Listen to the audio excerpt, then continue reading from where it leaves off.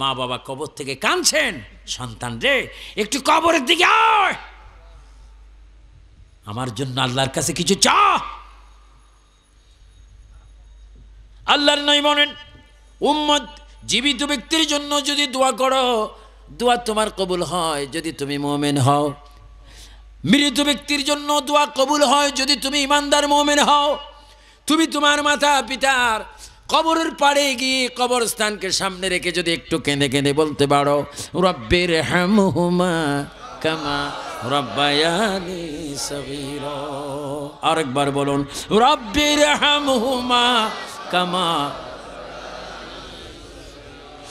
এই আয়াত, এই দোয়া নমনীয়ভাবে যদি কবরকে সামনে রেখে মা বাবার জিয়ারত করতে যদি একটু চোখের পানি ফেলে দিতে পারেন, আর যদি কাঁদতে পারেন, আয় আল্লাহ আমার মা আমার বাবা কত না কষ্ট করেছে, স্কুলে যাইতে আমাকে টাকা দিয়েছে, মা অনেক খানা দিয়েছে, দুপুরে আমার খিদা লাগবে বলে মা বক্সের মধ্যে কেক দিয়েছে, ফল দিয়েছে, সেই মা আজকে দুনিয়ার মধ্যে নাই, আমার বাবা আজকে দুনিয়ার মধ্যে নাই। আল্লাহ রে, আমার মা বাবা এই দুনিয়ার মধ্যে আমাকে যত আদর করতো তার চাইতে বেশি আদর তুমি আমার মা বাবাকে কবরে করো। রাসূল করিম সাল্লাল্লাহু আলাইহি ওয়াসাল্লাম বলেন, এইভাবে যদি মা বাবার জন্য দোয়া করতে পারো, তোমার চোখের পানি নাকের অর্ধেক সীমানা পার হওয়ার আগে তোমার চোখের পানির দিকে তাকাইয়া মহান আল্লাহ মা বাবার কবরগুলোকে জান্নাতের বাগান বানিয়ে দেয়। বলুন আল্লাহু আকবার। আমরা জিয়ারত চাই কি চাই না? জিয়ারত করবেন। মা বোনেরা, যদি স্বামী হারাই থাকো, পিতা হারাই থাকো, ঘরে বসে বসে দোয়া করবে, কানবে, তোমাদের ফরিয়াদ আল্লাহ কবুল করবেন যদি তুমি মুমিন হও, ইমানদার হও। চিৎকার দিয়ে বলুন সুবহানাল্লাহ।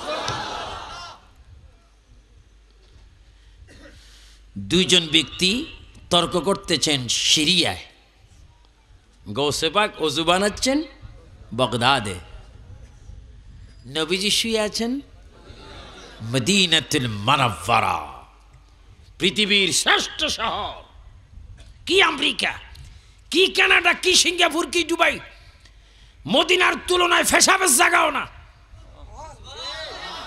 আমি পৃথিবীর 24টা রাষ্ট্র সফর করেছি, পৃথিবীর এমন কোন আশ্চর্য নাই যেখানে আবু সুফিয়ান আবিদুল কাদিকে আল্লাহ নেই। আমি জরিপ দিয়ে আকলের দ্বারা দেখেছি, সবচাইতে সুন্দর, সবচাইতে আপন, সবচাইতে প্রিয় একটা দেশ দুনিয়ায় রয়েছে, সেটা হচ্ছে সোনার মদিনা। চিৎকার দিয়ে বলেন, কোন মদিনা? আমরা সেই মদিনা চাই কি চাই না? সোনার মদিনা, যেখানে বেহেশতের মালিক ঘুমাচ্ছেন, যেখানে কদম রাখলে 50,000 সওয়াব পাওয়া যায়, সেইটি সোনার মদিনা। আমার ভাইয়েরা, তো দুই ব্যক্তি সিরিয়ায় যে ঝগড়া করছেন দুই নবীকে নিয়ে, একজন নবী আমাদের নবী, আরেকজন নবী বর্তমান ওনার ভাগ্য খুব ভালো, উনি চতুর্থ আসমানে আছেন। তা উনি নবী হয়ে আসবেন না, উনি আবার আসবেন আমার আপনার নবীর উম্মত হয়ে। উনি হচ্ছেন ঈসা রূহুল্লাহ। জোরে বলুন কি? জোরে বলুন না সুবহানাল্লাহ। কোথায় আছেন? তো ঈসা নবীর এক সমর্থক দাবি করছেন আমাদের ঈসা নবী অনেক বড়, কারণ তিনি যেমন উপরে আছেন বড় আছেন, আর তোমাদের মুহাম্মদ যেমন ছোট মাটিতে ঘুমাইতে আছেন। মুসলমান ব্যক্তি বললেন, ঈসা নবীর উম্মত ভাই শোনো, তুমি কি জানো না আমাদের নবী বাদশাহ? তিনি মদিনার মধ্যে সশরীরে ঘুমাচ্ছেন, আরাম করতেছেন, বিশ্রাম করতেছেন, আর তোমাদের নবী চতুর্থ আসমানে বসে দারোয়ান সেজে পাওরা দিচ্ছেন। যেটা বলুন না সুবহানাল্লাহ। আমার নবী বাদশাহ হয়ে ঘুমাচ্ছে, তোমার নবী পাওরা দারোয়ান হয়ে পাওরা দিচ্ছে। সুবহানাল্লাহ। ঈসা নবীর উম্মত খুব গরম, আমার নবীর দারোয়ান বানাইলে, তিনি এত বড় নবী, ঈসা নবী। ঈসা নবীর উম্মত এবার বললেন মুসলমান ব্যক্তিকে আটকাইবার জন্য, হ্যাঁ মুসলমান শোনো, আমার ঈসা নবী যখন তখন যেখানে সেখানে যে কোনো দিন রাত মাস আমার ঈসা নবী মারা মানুষ জীবিত করতে পারতেন, কিন্তু তোমাদের নবী পারতেন না। কিন্তু দুঃখের বিষয় আমাদের নবী দিয়ে পারতেন, এই ঘটনা মুসলমান ব্যক্তির জানা ছিল না। জোরে কন্যা সুবহানাল্লাহ। ইজ্জতের মালিক কে? বেইজ্জত করে কে? আমরা ইজ্জত চাই কি চাই না? আমার ভাইয়ারা, তো ঈসা নবীর উম্মত যখন তার নবী মৃত্যু ব্যক্তিকে চিন্তা করেন আমার নবী পারে না, এই দৃষ্টিতে মুসলমান ব্যক্তি হাও হয়ে গেলেন, নার্ভাস, বেজার, লাঞ্ছিত, লজ্জিত, দুঃখিত, মুখ বন্ধ। মদিনা শরীফ থেকে রাউজায়ে মুবারক থেকে আমার নবী ডাক দিচ্ছেন, হে মাহবুব সুবহানী আব্দুল কাদের জিলানী, তুমি ওযু বানাচ্ছ, সিরিয়ার খবর রেখেছ, আমার এক উম্মত বেইজ্জত হয়ে যাচ্ছে, তুমি সিরিয়ার ওযু বানিয়ে ইরাক থেকে অতি সত্বর সিরিয়ায় গিয়ে আমার উম্মতের ইজ্জত হেফাজত করো। জোরে বলুন না সুবহানাল্লাহ। তখন কোনো মোবাইল ছিল না, নোকিয়া সেট কিছুই ছিল না। গসবা গজু বানিয়ে বিসমিল্লাহ করে এক কদম দিয়ে সিরিয়া, কয় কদম? এক কদম। আল্লাহ এগুলা দিতে পারে। 20 তলায় যদি আপনি উঠেন প্রায় 250 সিঁড়ি আপনাকে বাইতে হবে, আর লিফটে যদি যান সেই কষ্ট ভোগ অনুভব হবে। প্রতিটা অনেক হাইফাই বিল্ডিংয়ের মধ্যে লিফট রয়েছে, সেখানে উঠে গসেবাগ এক কদমে সিঁড়ি আসলেন, এসে 2 ব্যক্তির মাঝখানে দাঁড়িয়ে তিনি মুস্কি হেসে বললেন, আপনাদের মধ্যে কি নিয়ে ঝগড়া হচ্ছে ভাই? মুসলমান ব্যক্তি গৌসুপাককে দেখে আনন্দিত, গর্বিত, খুশি, ফুর্তি, এমন খুশি আবেগে হেসে কেঁদে দিলেন, হুজুর আপনাকে চেনা চেনা মনে হয়, তবু যেন আপনাকে চিনতে আমার কষ্ট হয়। আপনি কে? না আব্দুল কাদের জিলানী। আরেকটু জোরে বলুন না। মুসলমান কি বেজান না খুশি? হুজুর আপনি তো বগদাদে থাকেন, এই কিভাবে এই মুহূর্তে আসলেন? কই মাত্র আমি ওযু বানাইছি বগদাদে, নবী বলেছে তাই চলে এসেছি এক কদমে। কে নিয়ে ঝগড়া? কোন ঈসা নবী মানে আমি আখরি নবী মানি, এর দাবি। এর নবী মরা মানুষ জিন্দা করতে পারে, আমাদের নবী পারে না। যদি পারে উত্তর দেওয়ার ক্যাপাসিটি আমার নেই, ওয়াকিয়া ঘটনা বাস্তব জানা নেই, এর জন্য আমি লজ্জিত। আমি মনে মনে ইয়া রাসূলুল্লাহ বলেছি, আল্লাহ রসুল থেকে সাহায্য প্রার্থনা করেছি, তাই তো আপনি এসেছেন। হুজুর গাউসে পাক মাহবুব সুবহানী বলেন, এই ঈসা নবীর সমর্থক, তোমার জবান শুনতে চাই, কি বিষয় নিয়ে মুসলমানকে তুমি হয়রানি করলে এবং আমি বাধ্য হলাম এখানে আসতে, আমার নবী আমাকে পাঠিয়েছেন, বলো। আমি ঈসা নবী মানি, ঈসা নবী সমর্থক, আমি ঈসা নবী সর্বাধিক ক্ষমতাবান, মুহাম্মদ সাল্লাল্লাহু আলাইহি ওয়াসাল্লামের ক্ষমতা কম, কারণ ঈসা নবী কুম্বি ইজনিল্লাহ বলে যখন তখন মরা মানুষগুলি কবর থেকে তিনি জীবিত করে বাইর করে দিতেন, এটা মুহাম্মদ সাল্লাল্লাহু আলাইহি ওয়াসাল্লাম পারতেন না। হুজুর গাউসে পাক আব্দুল কাদের জিলানী রাদিয়াল্লাহু তাআলা আনহু চোখের পানি ছাড়ি দিয়ে বলে, ও ঈসা নবীর উম্মত, মুখ সামলে তুমি কথা বলবে। তোমার জানা উচিত আমি কোনো নবী নয়, আমি কোনো সাহাবী নয়, আমি কোনো ইমাম হুসাইন নয়, আমি ইমাম হুসাইনের একজন আওলাদ, গোলামের গোলামের গোলাম। তুমি ঈসা নবীর উম্মতকে আমি জানাই দিতে চাই, তোমার ঈসা নবী নবী হয়ে মরা মানুষ যেমন চিন্তা করতে পারে, আমার নবী তো পারে। আমি আখিরি নবীর উম্মত হয়ে তোমার নবী যা পারে, আমি তার চেয়ে তো বেশি মরা মানুষ চিন্তা করতে পারি। আল্লাহু আকবার বলেন। ওলি আল্লাহর সম্মান দেওয়ার মালিক কে? আল্লাহ।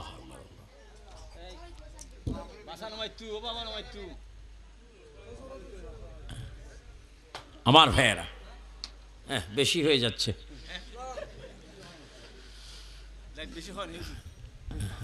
না, শাস্তি বেশি হয়ে যাচ্ছে। কি আমার ভাইয়েরা, আমি মরা মানুষ চিন্তা করতে পারি, চলো। ঈসা নবীর উম্মত বললেন, এই মানুষটা অনার্থক এই কথা বলছেন, এটা কি সম্ভব নাকি? চলো মরা মানুষ জীবিত করো। আসলে পারবেন? যদি পারি, সুবহানাল্লাহ বলেন। যদি পারেন ধর্ম ত্যাগ করে মুসলমান হয়ে যাও। মুসলমান করে দেওয়ার মালিককে আমি দেখেছি। লন্ডনে, আমেরিকায় অসংখ্য মানুষ মুসলমান হচ্ছে। আমি এই পর্যন্ত প্রায় ৪৭ জন হিন্দু, খ্রিস্টান, ইহুদি, মগ মুসলমান করেছি। আমার হাতে কলমা পড়ে তারা মুসলমান হয়েছেন। আমার লাভ কি হয়েছে? একজন ব্যক্তিকে যদি মুসলমান কোনো মতে বানা যায়, ৭০টি শহীদের সওয়াব পাবে। যেটা বলেন না সুবহানাল্লাহ। জান্নাতে তার বাগান হবে যদি সুন্নি ইমানদার হয়। ওয়াহাবি হইলে মুশকিল। আমরা অনেক সময় দেখেছি চকবাজারের কোনায় বহু মুসলমান হয়েছে, কিন্তু নিজে মুসলমান কিনা সন্দেহ। আরে ঠিক ঠিক বলবেন না, আমি কইতেছি শুনেন। যারা বলছে নবী গায়েব জানে না, এখন নিজেরা গায়েব হয়ে গেছে। লানাতুল্লাহ আলাইহি। একটি কথা আছে, সোরের 10 দিন। এবার মিলাদুন নবী বাইতুল মুকাররম মসজিদে হয়েছে।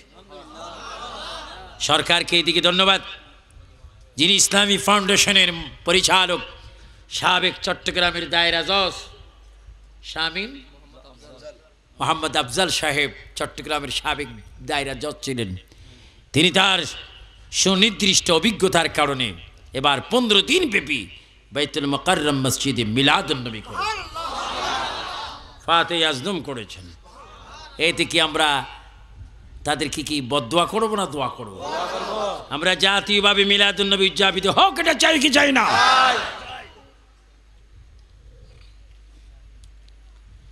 গোসবাক বলে, এই ঈসা নবীর উম্মত, আমি মরা মানুষ জিন্দা করতে পারি।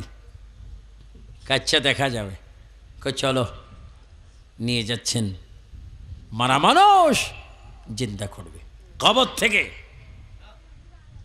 আর এখন যদি কোনো কবর থেকে সাসাটা আসি, মাহফিলের মাঝখান দিয়ে যদি বলে, আসসালামু আলাইকুম, আমি মরহুম ইয়াসিন মিয়া, কেউ এখানে থাকবেন?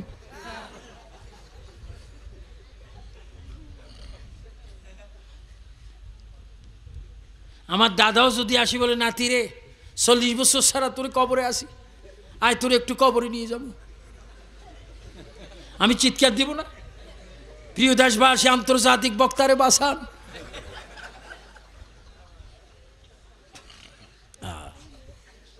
আর গৌসবাগ যাচ্ছেন কি জন্য? কাকে? মরা মানুষ। মরা মানুষ। আল্লাহু আকবার। আল্লাহ, এগুলো খেয়াল রাখবেন। নামাজটা ঠিক মতো পড়বেন। একে অপরকে দেখলে সালাম দিবেন, মুসবা করবেন। কোনো ব্যক্তিকে দেখলে জিকির আপনার চেষ্টা করবেন, যে সালাম দিয়ে জিজ্ঞাসা করবেন কিছু খেয়েছে কিনা, আমার ভাইয়েরা কিছু খেয়েছে কিনা। আমার ঘর থেকে সতর্ক এসেছে, আপনি ওয়াজ ছেড়ে দেন। আমার পরিবার আমাকে, কারণ 12টার পরে ওয়াজ করা ডাক্তারি নিষিদ্ধ। আমার শেষ করে দিচ্ছি, কারণ আমার স্লিপ দেখেন। আসলে আমি বড় অসুস্থ, আমার হাই ডায়াবেটিস, কিন্তু এখন ডায়াবেটিস নাই, একেবারে কি হয়ে গেছে, শূন্য হয়ে গেছে। ডাক্তার বলছে যদি 7 কমপক্ষে বডিতে ডায়াবেটিস না আছে, যেই কোনো মুহূর্তে একটি বড় অঘটন হতে পারে। কিন্তু আমি যদিও অসুস্থ, আমার বক্তব্য আমি আপনাদেরকে অসুস্থ বলে একবারও বলিনি, কিন্তু জান বাসানকে ওয়াহাবিরা উরুস করে না, আমি মরলে উরুস করবে। কারণ এরা মনে করে সুন্নিদের একটা আলেম যদি শেষ হয়, বিশাল বিজয়। প্রত্যেকটি সুন্নি আলেমকে আল্লাহ নেক হায়াত দেখ, এটা আপনার চান কি চান না? আপনাদের নেক হায়াত হোক, এটা আপনারা চান কি না? তাই বলে আমি একটা ছেড়ে দিচ্ছি না, এটা শেষ করতেছি। আমার ভাইয়েরা, তিনি যাচ্ছেন, মরা মানুষ চিন্তা করবেন, কবরটা 13 হাত লম্বা। কত হাত? তৎকালীন মানুষ তো অনেক লম্বা ছিল, অনেক লম্বা। আমার ভাইয়েরা, অনেক লম্বা। এখনকার মানুষ ধীরে ধীরে কি হচ্ছে, বেটি হয়ে যাচ্ছে। আমার সাথে একটা আছে বাটুসা, আসেনি আজকে, এটার নাম ইব্রাহিম, আমি বেট্টাসা কই। ওটা বলছি মাঝে মাঝে চিড়িয়াখানায় চলে যাস, তুই একটা আশ্চর্য মুসলমান। ক্যাসেট বেচ দেখি বসে আছে না দাঁড়িয়ে আছে বুঝা যায় না। সবাই চাচ্ছেন তো কি 13 হাত লম্বাওয়ালা কবর। হুজুর গৌসে পাক গেলেন, কবরের উপরে গিয়ে ডাইন হাত রাখলেন, উঠাও। আল্লাহর বান্দা, তুমি কে সেটা আমার জানার বিষয় নয়, কিন্তু তুমি তো জানো আমি কে।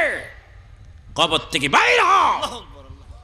উনি ডাক দিতে দেরি কবরটা 2 ভাগ হয়ে একজন মারা মানুষ, যুবক, আসসালামু আলাইকুম ইয়া আব্দুল কাদের জিলানী বলে কবর থেকে বাইর হয়ে গাউসিয়াতের ইকরার নামা দিলেন। চিৎকার দিয়ে বলেন সুবহানাল্লাহ। ওই মানুষটি কবর থেকে জীবিত হয়ে ওই মানুষটি ডাক দিয়ে বলেন, আব্দুল কাদের জিলানী, আপনাকে আমি সালাম দিলাম, আপনার গাউসিয়াতের প্রতি আমি সমর্থন করলাম। হুজুর গৌসে পাক ওই মানুষটির দিকে তাকিয়ে তিনি চিৎকার দিলেন, বাবা, তোমাকে আমি জীবিত করে বড় আশ্চর্য হয়েছি। হ্যাঁ বাবা, তুমি কবরের মধ্যে কত বছর? হুজুর, আমি 6500 বছর ধরে এই কবরের মধ্যে আমি রয়েছি, অশান্তির মধ্যে। হুজুর গৌসে পাক বলল, তোমার এই অবস্থা কেন? নাভির থেকে উপরের দিক খুব ভালো, নাভির থেকে নিচের দিক খুব আংরা, কয়লা, ধুমা বাইর হচ্ছে, আযাব দেখা যাচ্ছে। এই অবস্থা কেন, শাস্তি কেন তোমার প্রতি, তুমি আমাকে বলো।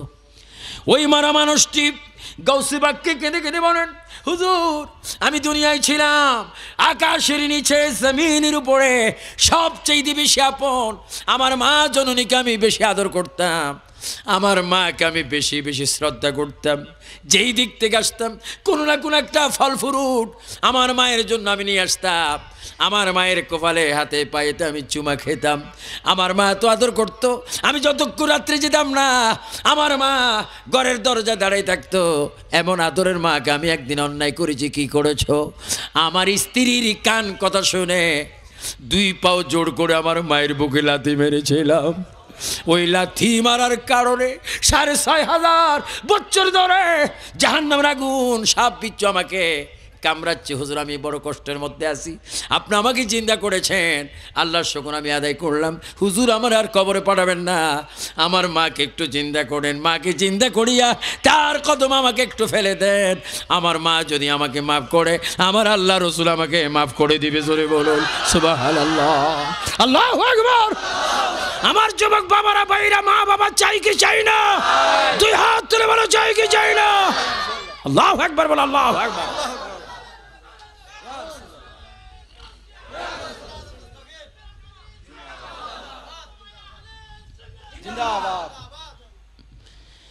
গভীর মনোযোগ আমার সুন্নি ভাইয়েরা, আমার কৃষক শ্রমিক ভাইয়েরা, চট্টগ্রামের শহরের ভাইয়েরা, গভীর মনোযোগ দিয়ে শুনুন।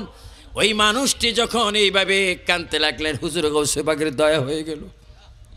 হযরত বড়বীর বলেন, এ আল্লাহর বান্দা, তোমার মাকে আমি জীবিত করবো, চলো। তোমার কষ্ট দেখো আমার সহ্য হয় না। একটা মানুষ আংরা হয়ে গেছে, একটা মানুষ কয়লা হয়ে গেছে, নিচের দিকে এরকম চলো। আল্লাহর ওলি তো ওই সন্তানকে মাটির উপরে হাঁটিয়ে হাঁটিয়ে মায়ের কবরের পাড়ে নিয়ে গেলেন। মায়ের কবরের পাড়ে নিয়ে আল্লাহর ওলি হুজুর গৌসে পাক আব্দুল কাদের জিলানী ওই মা জননীর কবরের পাশে গিয়ে বললেন, তোমার মায়ের নাম কি? হুজুর, আমার মা বড় মশহুর একজন, আমার মা নূহ আলাইহিস সালামের সময় তুফান হয়েছিল, ওই তুফানের মধ্যে একজন মহিলা জীবিত ছিল, ওই মহিলা ছিল আমি হতবাগার মা।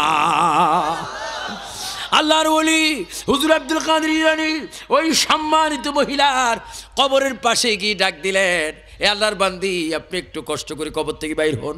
একজন বান্দি বুদ্ধ মহিলা কবর থেকে বাইর হয়ে এমন একটা সালাম গৌসবাককে দিলেন। গৌসবাক খুশি হয়ে বললেন, মা গো, আপনি এসেছেন, আপনাকে ধন্যবাদ। মা জনের কেঁদে কেঁদে বলে, বাবা, এই নিষ্ঠুর পৃথিবীতে আবার কেন আমাকে এনেছো? আমি জান্নাতের হাওয়া খাচ্ছিলাম, জান্নাতের অনেক পরিবেশ, আমি কবরের মধ্যে ছিলাম। এই দুনিয়ার মধ্যে আমাকে কেন এনেছো? যেই দুনিয়ার মধ্যে সন্তান মা চিনে না, মা সন্তানের হক আদায় করে না, এইটা জালিমি দুনিয়া।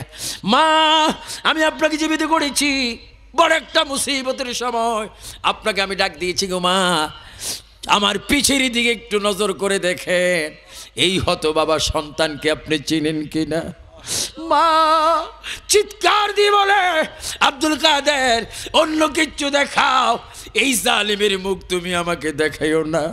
আমি এত কষ্ট করেছি সন্তানকে নিয়ে, মাত্র আমার একটা সন্তান, এই সন্তানটা আমাকে বুকে লাথি দিয়েছে, এখনো মনে হয় ব্যথাটা আমার বুক থেকে এখনো বাইর হচ্ছে। মা মাফ করে দেন। না, মাফ করবো না মা, 6,500 বছর ধরে জাহান্নামের আগুনে জ্বলেছে, তারপরে কি শাস্তি কি আরো চান? না, শাস্তি চাই না, তাকে আমি মাফ করতে পারি না, সে বড় বেয়াদবি করেছে। আল্লাহর ওলি কেরামত দিয়ে মায়ের সামনে ওই মরা মানুষটির সারা গায়ে যখন আগুন লাগাই দিলেন, মা জনের চিৎকার দিয়ে বলে, বাবা, সন্তান আযাব পেয়েছিল কবরে, সেটা আমি দেখি নেই, এখন আমার ছেলের গায়ে দাও দাও করে জাহান্নামের আগুন জ্বলছে, আমি মা সহ্য করতে পারবো না, আমার আল্লাহ রসুলকে বলে দাও সন্তানকে যেন ক্ষমা করে দেয়, আমি মা জননী, আমার জাদুকে আমি মাফ করে দিলাম। জোরে বলুন সুবহানাল্লাহ। ও আব্দুল কাদের জিলানী, মরা মানুষকে চিন্তা করে মায়ের কদমে আপনি ফেলে মাফ করে আপনি জান্নাতি করতে পারেন, এই ক্ষমতা আপনি পেয়েছেন কোথায়? তিনি জবাব দিবে, এই ক্ষমতা আমি নবীর আদর্শ থেকে পেয়েছি। জোরে বলুন সুবহানাল্লাহ। আল্লাহু আকবার, আল্লাহু আকবার। আল্লাহ পাক আমাদের সকলকে এইভাবে আল্লাহর জমিনে 5 ওয়াক্ত নামাজ পড়ে, রমজান মাসে রোজা রেখে, ধনী হলে যাকাত হজ করে, মা বাবার হক আদায় করে, কোরআন শরীফ পড়ে, স্বাধীন সোনার বাংলাদেশকে ভালোবাসে, আমাদেরকে ঈমান সহকারে কবরে যাবার তৌফিক দান করো। আল্লাহ পাক এই মাহফিলকে কবুল করো। এই মাহফিলে যারা টাকা দিয়ে, পয়সা দিয়ে, বুদ্ধি দিয়ে, শ্রম দিয়ে, অর্থ দিয়ে এই মাহফিলকে সাজিয়েছেন, আল্লাহ পাক আপনাদের এই মাহফিলকে কবুল করুক।